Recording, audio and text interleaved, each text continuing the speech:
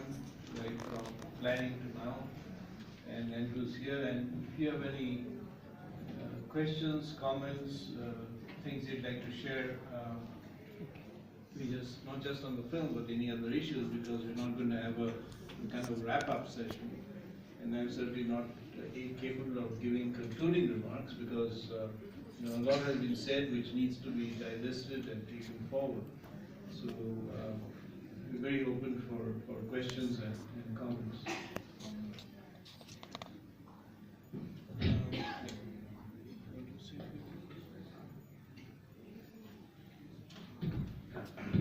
I think I first of all owe all of you a little bit of an apology. The file there was had a small malfunction, so we kept having this file name come up below, so I apologize for that. Any more questions? Any questions? Anything you're willing to do? Is there any way of accessing this and where we can get some CD or DVD and see that it can reach out to many more people and also the police station? We finished this at 1 in the morning. Okay. He came back at 1:30. I finished at 11:30. So it's that new. Okay. This is the first public. So you will be definitely taking some initiative to reach it. Once we get to the stage, we'll just make sure that all the glitches are not there, and then it'll be up for public use. This is a training tool. This is a dissemination tool. It is for us to involve, associate the police with it. It is for us to use it as best as we can, and reach out to media, whatever. And I hope that this will be the first of a series, because I'm very conscious of the fact what Flavia had mentioned, and we do want to make the other films on it, which will probably be shorter, this is the opening kind of thing, on issues of harm and rape caused where the victim and the perpetrator are members of the same family, or even people known to each other.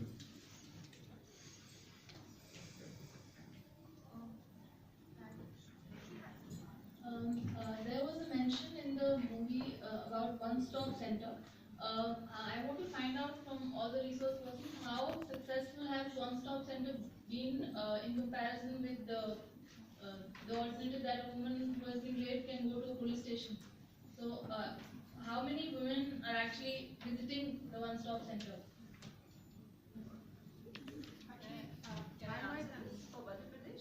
Okay, ma'am, for Madhya Pradesh, and then we'll have someone else who has direct experience who can answer it for Delhi. In Madhya Pradesh, we have this center called Gauri Center, which is this one-stop crisis center. And we have all the agencies there, and there is much more response to the Gauri Center than to the police station. Women feel more comfortable there. Also because there are health workers also there. So it's they get that first aid and treatment there. About Delhi, it's not being used much, one-stop center, as far as I know. I think a lot of it has to do with the fact that Gauri has got a lot of publicity. It's considered as Amir Khan's center, because I visited it as a part of my work in Bhopal. So because it's got a lot of publicity, because as a part of my whole job, I worked in the health system, and we kind of helped Gauri do some part of their training. And they have a toll-free number. So they got calls everywhere from UP, MP, everywhere. It's because of the major part of it is due to the amount of news coverage that it got. So I also had a comment, I think, because you mentioned that you want to do a series of films and, kind of the response to. So I think a lot of it, because you call it 24 hours, I worked in the health system and now I work with the police system. So health system also does not very often get cases in the first 24 hours, because the person is still mulling over the options and what has happened, etc. So I think a lot also can be done about what kind of family response. It might not be CHRI's mandate, but if we can find other people to kind of do it on how the family can kind of support, or how other factors, how other people factor in these first 24 hours to ensure that the entire case goes to the the end of it all. The other thing that I want to say is also, because you said that there won't be any concluding statements, I thought it would be important to say is that a lot of times, I think since morning we've been talking about the response of NGOs, the work that other civil society organizations do, while we've been talking to people from the government, from the state, who are responsible for dealing with violence against women, because at the end of the day, it's a crime.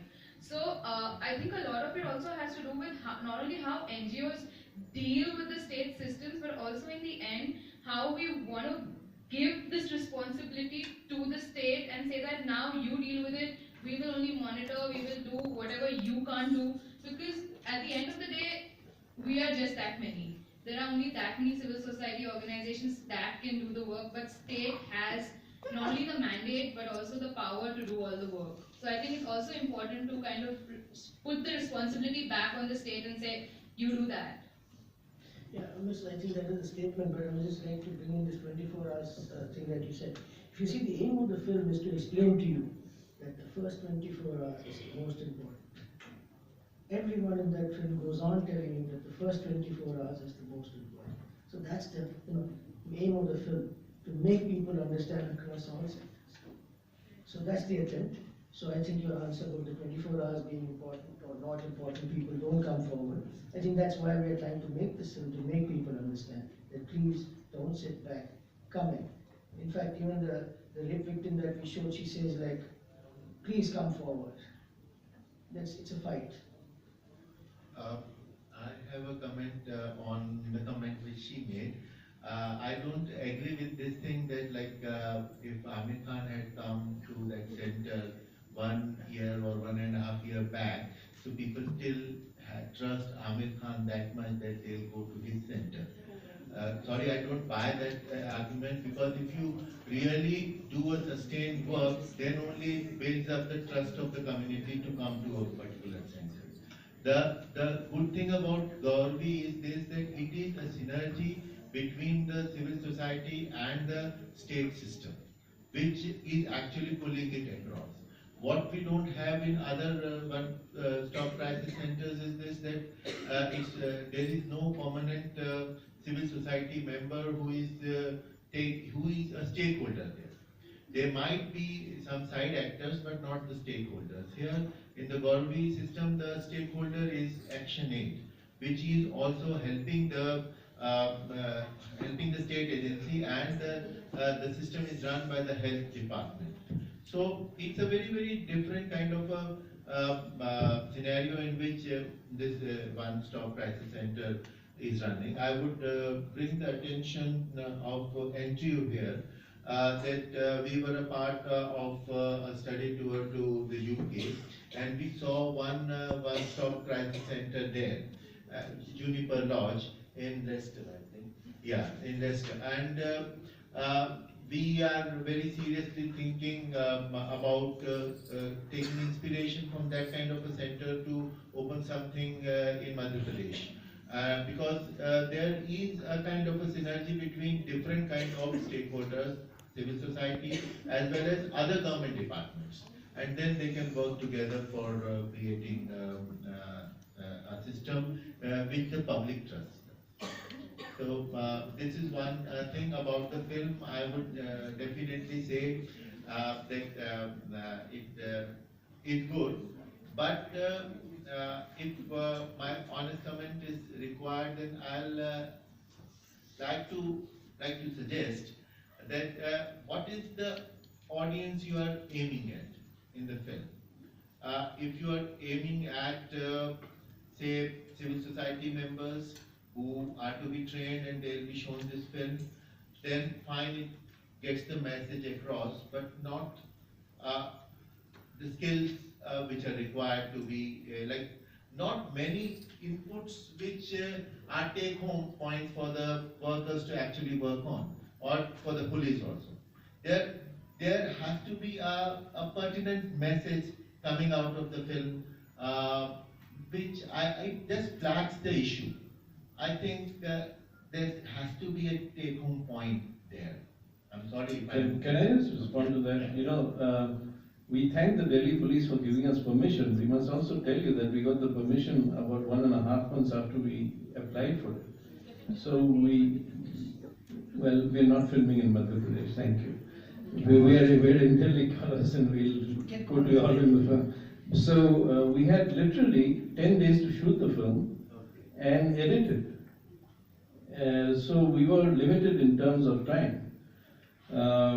But this is as an initial tool, obviously for civil society and obviously for the work that one would like to do in the next year or so is really develop a training module. This is not a training module. This is an awareness tool, for civil society, for anybody who wants to use it, whether it's the police or anybody else. So, that's very much part of our concern and interest. Can I also just add one thing? I mean, that's right, but it's really just about. Can't hear you. It's really just about a conversation starter, really, and having a tool to actually help them have the conversation. So we hope that the police can use it, and we'd love to get all of your critiques about, going forward, how we can make even more effective tools.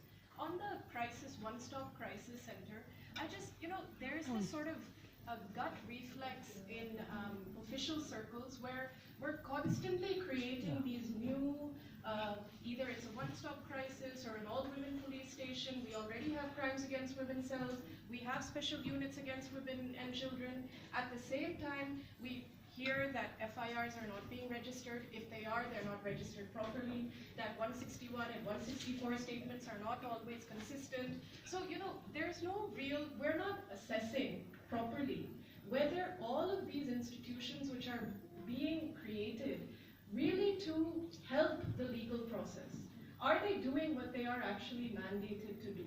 Or are we just creating more and more? Ultimately, then it comes on the complainant, who, with some help, in some cities there is help, but ultimately it comes on the complainant to have to go through all of that. So I think, really, we also have to start really looking at independent, credible, comprehensive assessment against markers, against performance, and against how is it that this is squaring up with the legal process? Are we getting better charge sheets? Are we getting is the process going a little bit faster? I think those questions we're not really asking yet.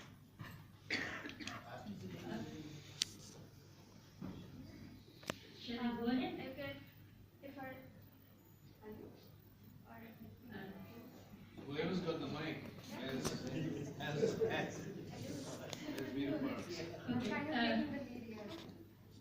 I appreciate the film because there is a starter from where a lot of discussions can take place.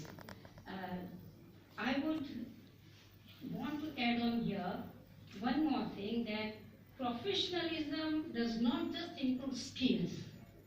Skills are a part of the professionalism, but professionalism also takes care of how do you take care of, in this particular case, in case of the subject we are talking about, how do you take care of the emotions and the psyche of a person? I know it is not the job of the police, but it is definitely the job of the police to be a sensitive person.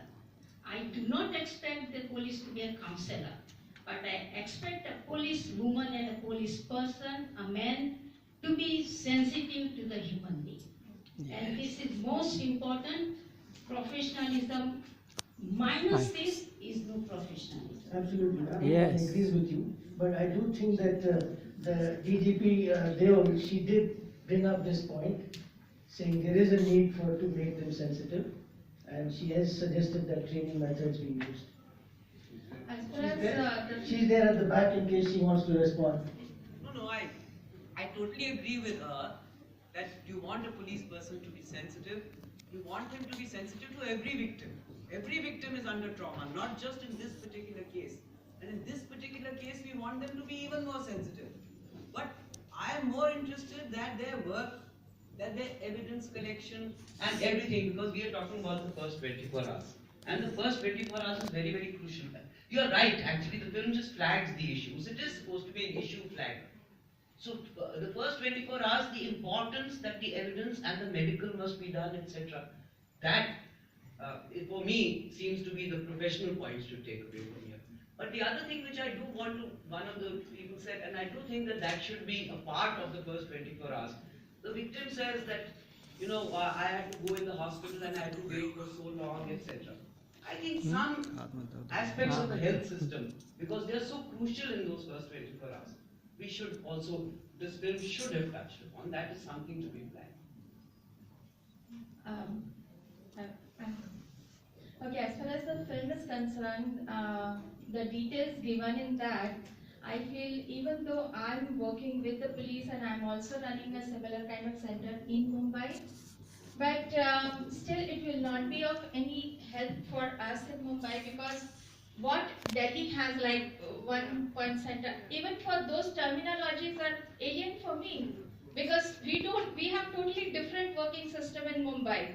So it doesn't really help me in getting extra knowledge or the way the system should work, and that is why, again, as I told in my earlier replies, that the government has no basic inclination that pan India there should be a proper system. Whether a girl is today living in Mumbai, goes back to her Maika in Uttar Pradesh, the system should be the same. The registering of FIR, handling the cases, or the way NGOs kind of give a support system to sexual violence cases. So that should be a common thing. But unfortunately in our country, it's not the same. So, and the government is totally, absolutely zero inclination from them.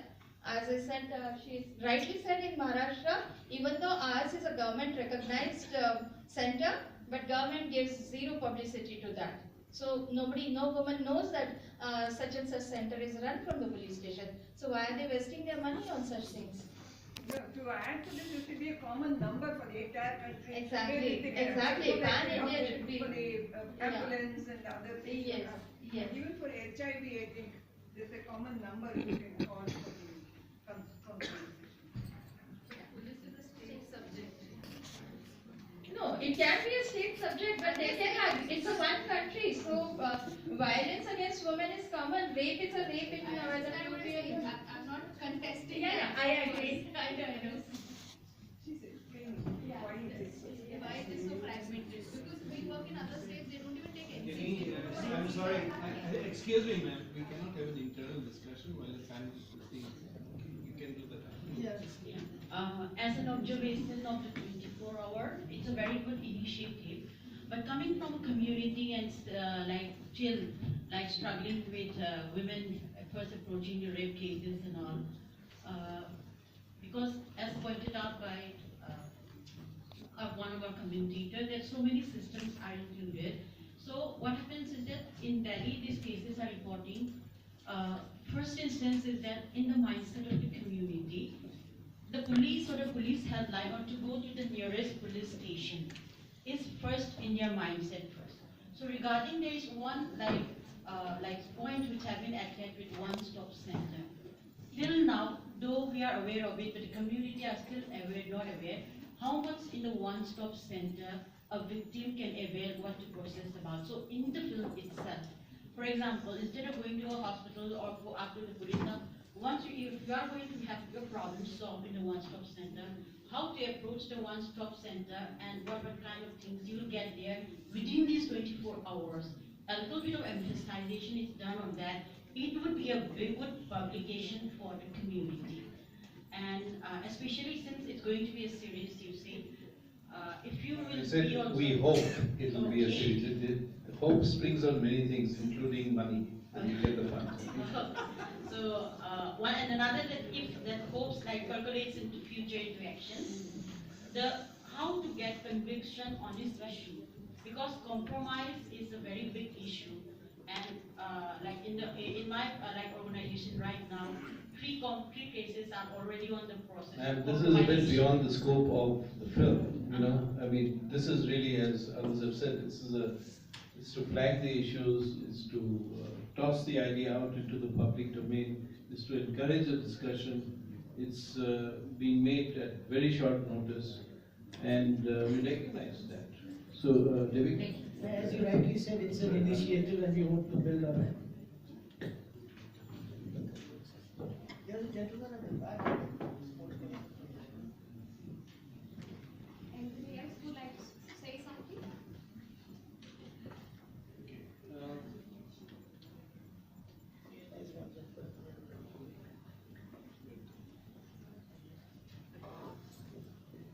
Hello, I would like to know about the process, I guess the artistic process, particularly in the type of rape that was focused in the reenacted section. I was sort of the more common sensationalized, I was walking home at night and in a dark alley was a stranger, as opposed to what the statistics would support, which is like 98% of the time it's someone you know. So I'm just interested as to why that type of rape was focused on and sort of what the artistic process was in directing this. There's two things. One is that some parts are the director's prerogative, so I use mine. And I thought that all cases are not the same. The second person that we focused on was a victim who knew the perpetrator. So we decided to take one who did not know. And these cases have happened very often in Delhi earlier, where girls have been just pulled into a moving vehicle, raped and dumped off, or kept for days and then released. So this is only on that basis. Does that answer your question? Or are you looking for some artistic answer? I don't know, just in a greater discourse, it seems to shift away from like personal male accountability more towards like blaming this unknown stranger. And I just wonder how that affects like how we discuss and perceive rape.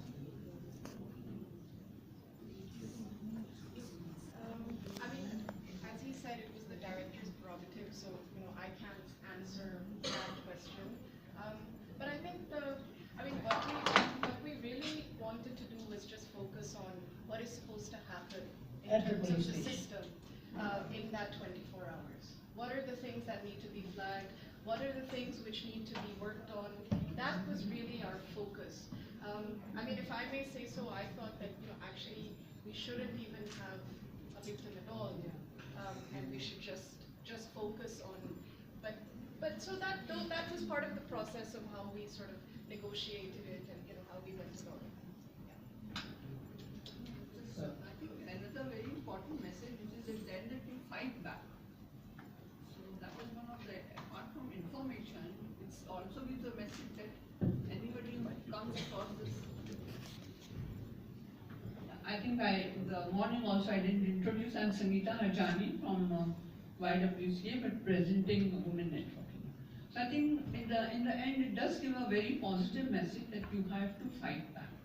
So as she said, we do not have the system what it is in Bombay what we have the system, but if we have to screen the movie and if you can connect it with the system we have, and in the end it gives an inspiration, motivation to the people that they don't have to keep quiet and they have to fight back. So at least one positive.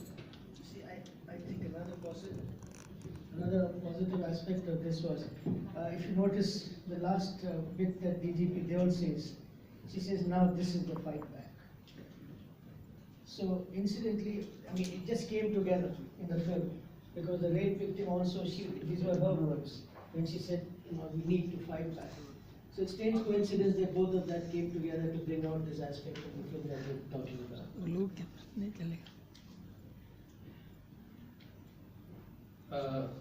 As I said, I don't have concluding remarks because it's been such an overwhelmingly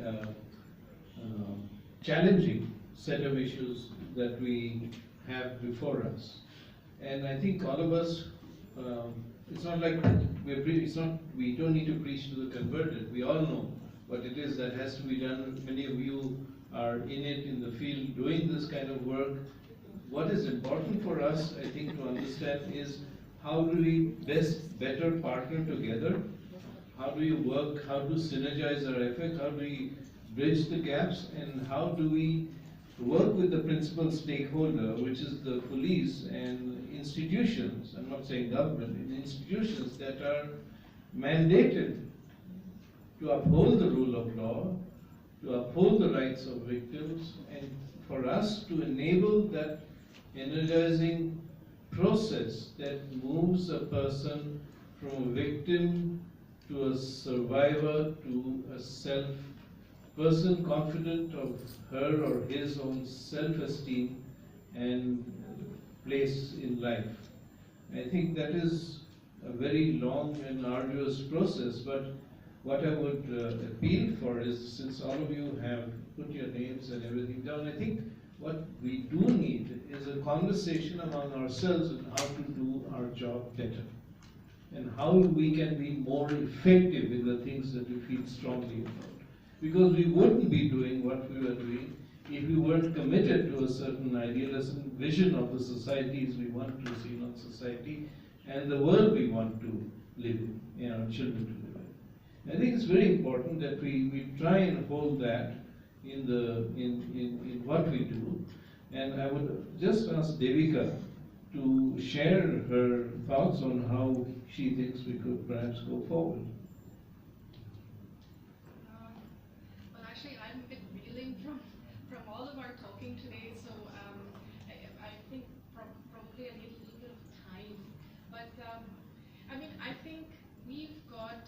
It is true. I think what Flavia ma'am said in the morning that it is some people, some civil society groups have come into this whole question of the support to rape victims a little late. And the watermark, the landmark was really that 2012-2013 transition.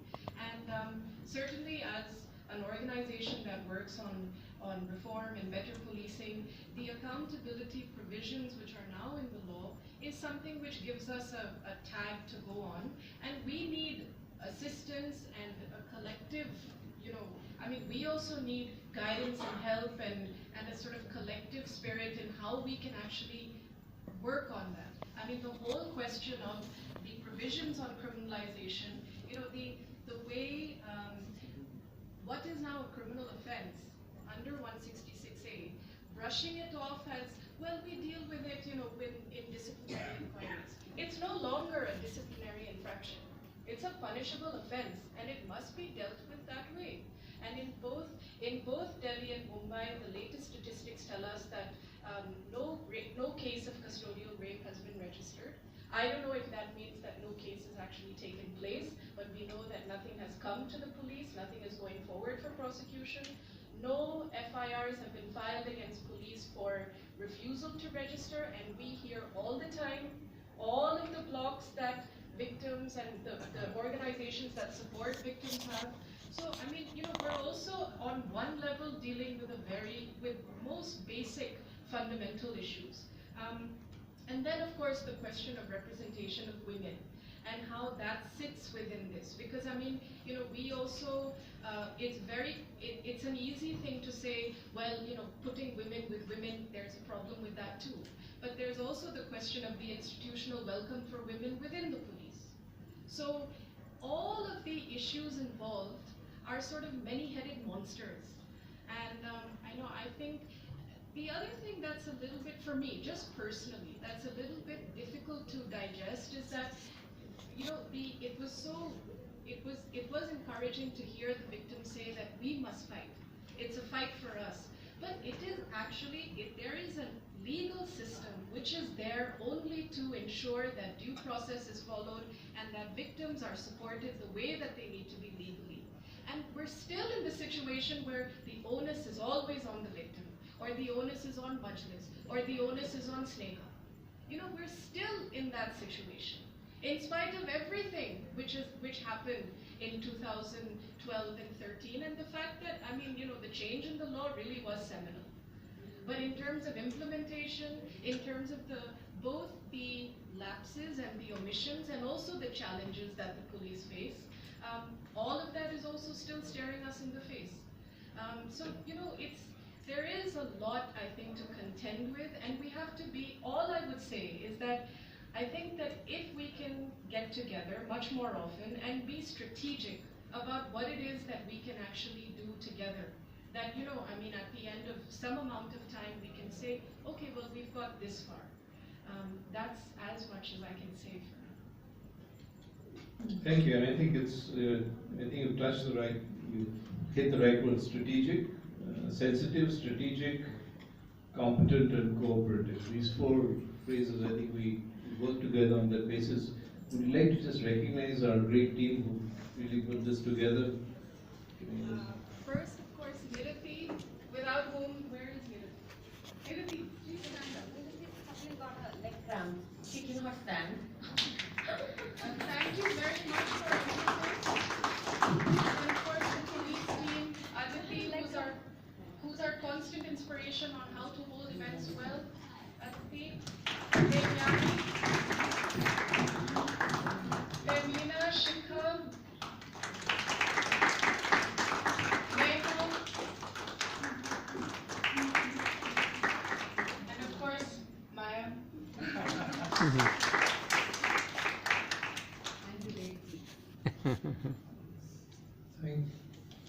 Yeah, and of course there's Samarth, Niyati, Ajit, and